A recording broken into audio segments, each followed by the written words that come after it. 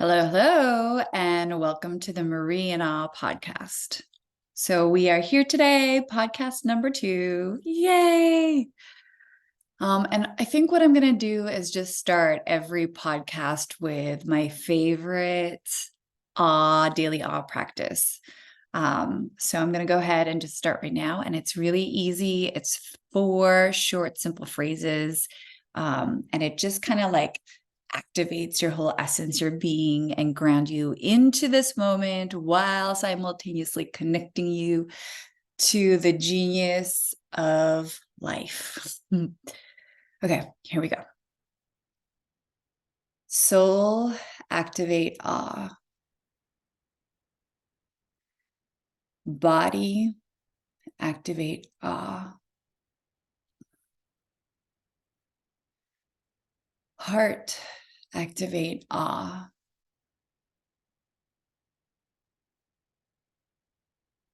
Mind activate awe. And just feel this flow of energy and openness running through my body, to, through, and from me. And hopefully it does the same for you guys. Okay, so here we go. Earlier, I was at a cute little coffee shop with my son, Max, and I somehow end up picking places where there is always sort of like this wind current around, right? Whether it's like every home I've ever lived in, there's this wind current, or if I'm staying at a place, there's this like breezy island wind current. And I always thought that it was so strange that I would end up in these places where there's a breeze, right? Because sometimes people say that they end up in places where the air feels like really stagnant and just like heavy and hanging in the air. And I noticed that I am drawn to these places subconsciously. It might be because I'm Aquarius, which is an air sign, but I think it might be because there's something about like this invisible energy, this invisible currency, this invisible sense of power of being, existing in the world that I am so fascinated by. Like, what are the underlying things that make our world the way it is, that make people excited or motivated about certain ways of showing up in the world? And so it's all these like energetic currents that you can't really see, but that you can feel, right? That you're like sensing into, that you can understand more so by not over analyzing it, the logic behind it, but more about surrendering to the mystery of it, right? So that is where it all comes into play again, where it's like you have no choice but to let go of logic and so many aspects of just living in the world, even though we're so embedded in logic, right? We're so embedded in these systems that are created that feel linear, that feel structured. And I get it. Like that keeps a lot of people feeling safe, contained, secure, like like I can lean back into this structure, into this linear thinking, linear living, and know that that's going to catch me. And to a certain degree, I totally get that. Like that's the masculine energy holding you, right? And it's beautiful and it's necessary, and it's how our world has arrived in the way it has today. And while that's true, I think beyond, right? So if this is like logic structure, there is like the beyond structure that we can't even comprehend, that is not of the mind. This structure is invisible. We're uncertain exactly what it is, but you can feel it, you can know it. There's this like way. And when you meet the way versus superimposing your will on top of it, life flows like a little bit more. It is in congruence with what is already happening in the world, in your community, in your life, in your family. And so when we dip into this flow and you kind of like, wee, free fall surrender into it, it is just like a very different way of being held. It's a very different feeling of trust. It's like a trust that can't be like taken away from you. You know, it's when you have this moment of realizing where your trust in the way things are, the way things are presented, the way you accept things, when you can trust that that continually evolves and shifts and changes, and even with all that subtlety of logic shifting, of the world shifting, of the details of your life shifting, there's this larger current that is holding you, that is supporting you, that is loving you, that you are surrounded by, that you are connected to at any point in your life.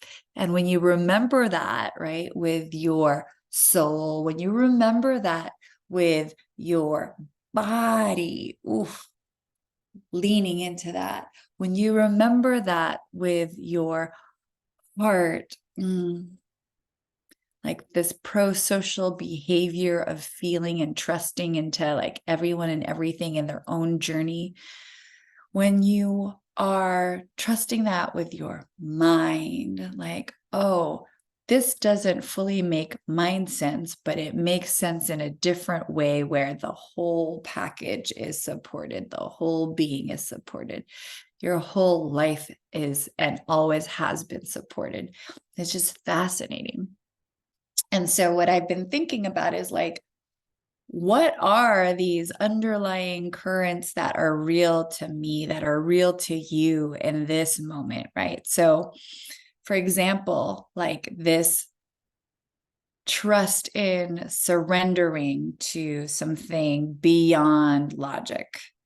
That's a huge one. That is an invisible structure. That is an invisible scaffolding. That is an invisible belief system that is not just it's not just a mind thing. It's not just a mental belief. It is like in your heart belief. It is in your body belief, where like your nervous system supports this, believes this, is in tune with this, is at ease with this, right? This is like a soul scaffolding too.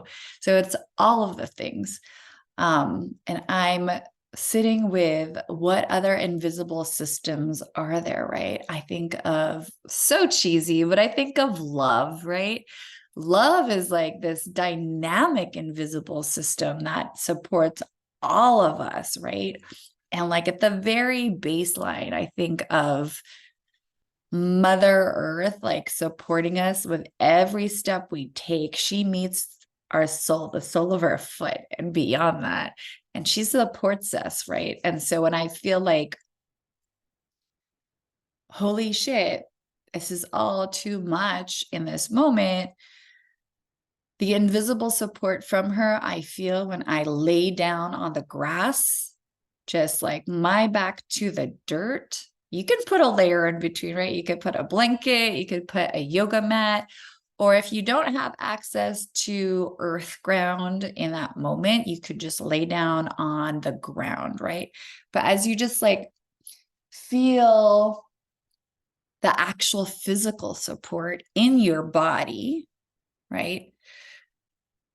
Feeling your head supported, feeling your neck supported, feeling your back supported, feeling your spine supported, your hips, your booty, your legs, your feet, like all of it is supported as you're laying down, and you just like close your eyes and you just breathe deeply into being held, being hugged.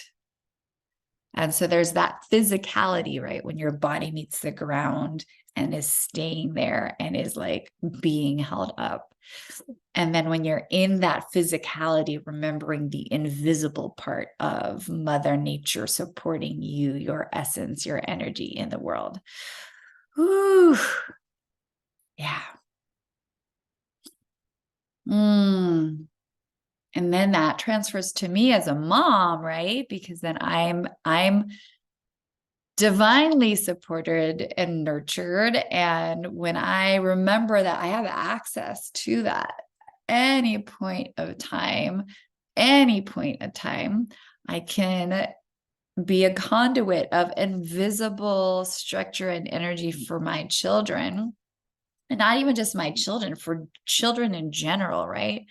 Like, it's so easy for me to connect with little kids. There's just this natural sense of wonder and awe that you can't get anywhere in the world. It's like not to be commodified. It is just this pureness of like being that much closer to the source, right? When they can see everything as it is versus the self-imposed beliefs and stories that we've accumulated over just being socialized creatures through, whether it's through school, through advertising, through your work, whatever it is. Children don't have the majority of that yet, right? So they're not like filled with these ideologies. They're just seeing the world as it is, and they're in awe of it. And they're like, oh, wow. Like it's, for example, my daughter, Daisy, when she was 3, she's almost 14 next week.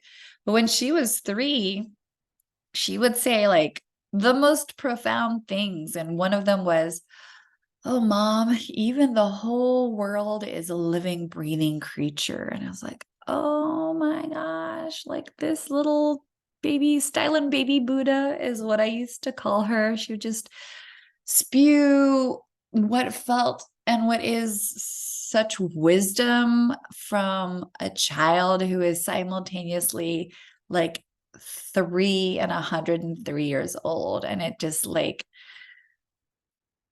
reminds me and removes like all the bullshit stories that I've self-imposed on top of like what just is, right? And so I feel like kids naturally are, not all kids, I'll say, but this next generation of kids, I feel like they have access to it in a way where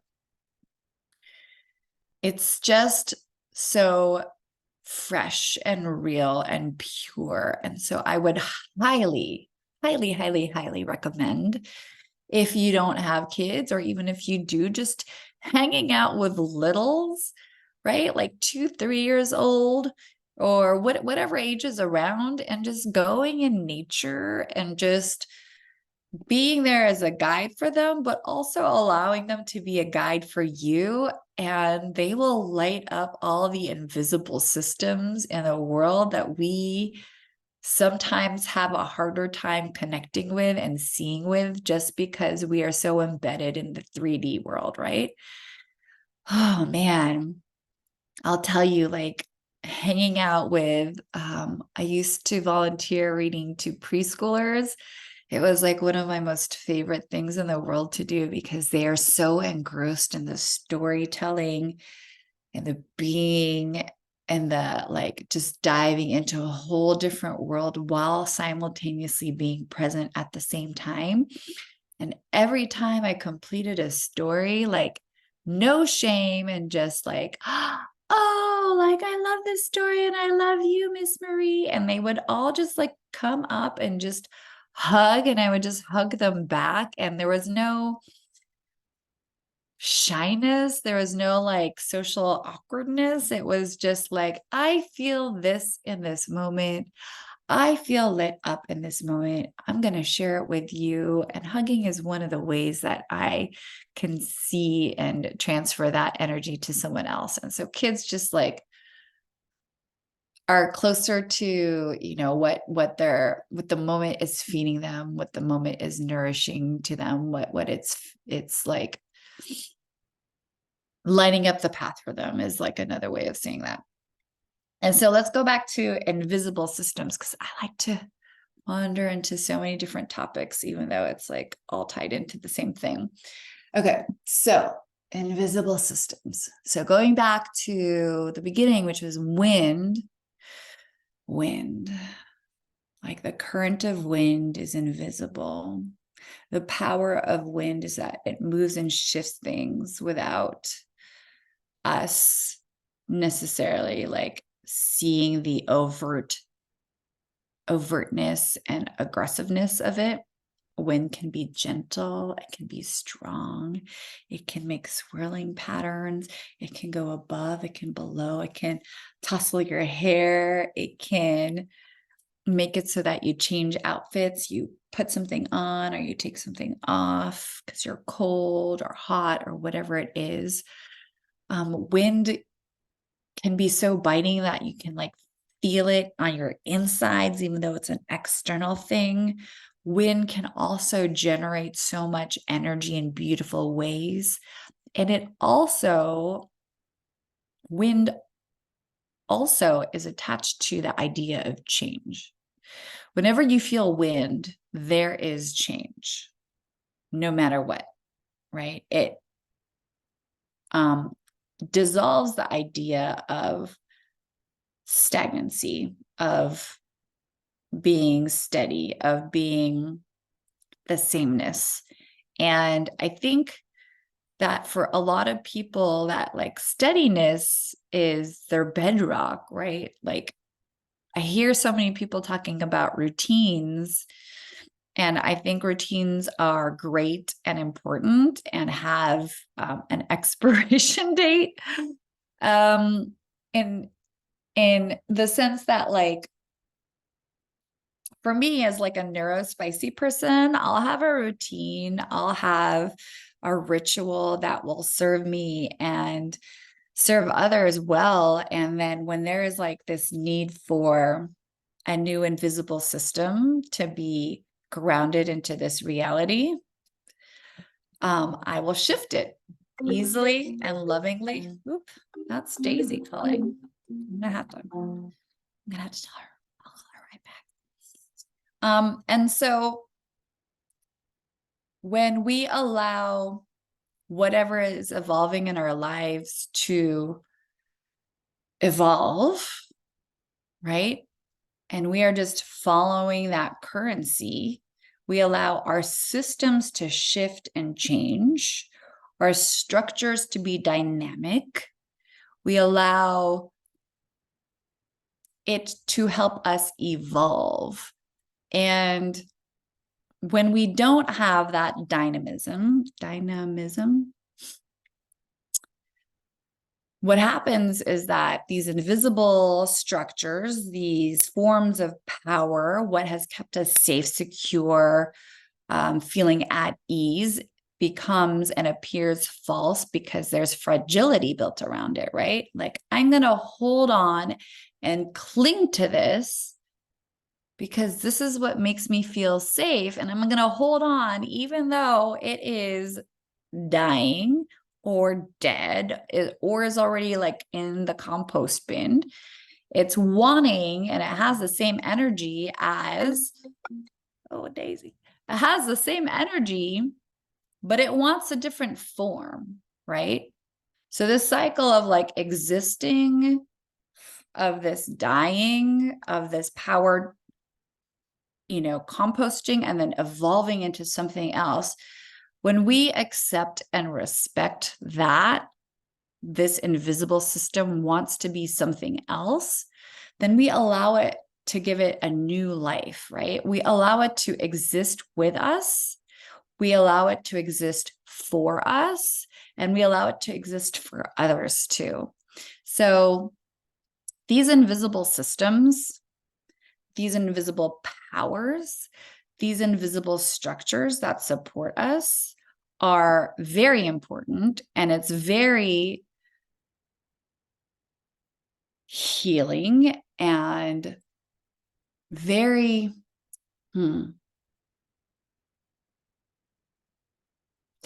to allow it to shift and evolve as we are shifting and evolving. We'll allow it to continue to exist.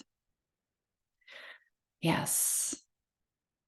So these invisible powers allow it to support you. And you allow it to support you by allowing it to shift, by accepting it, by understanding it versus top down, trying to create or let it be, or trying to force it to be what it's not. So, let go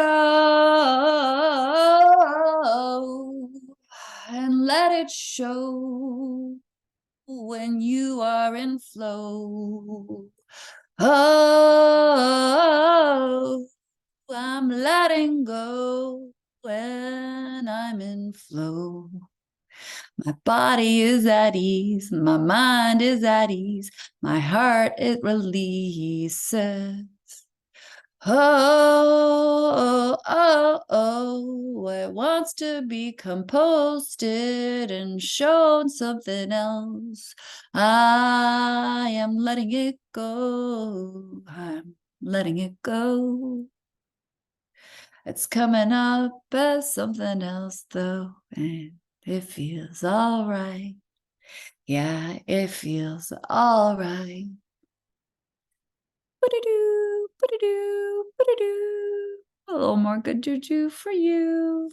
Until next time, this is Marie in awe.